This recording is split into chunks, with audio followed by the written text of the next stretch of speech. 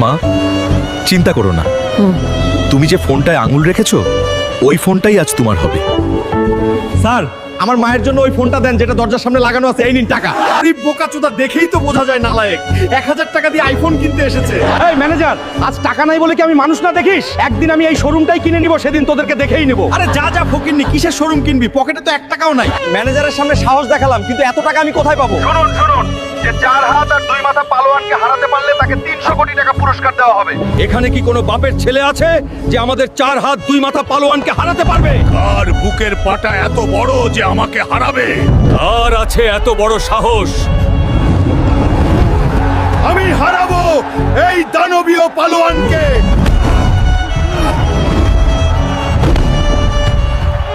বন্ধুরা, তোমরাও যদি তোমাদের মাকে ভালোবেসে ঝুঁকি নিতে পছন্দ করো তাহলে জলদি লাইক, কমেন্ট আর সাবস্ক্রাইব করে দাও তো।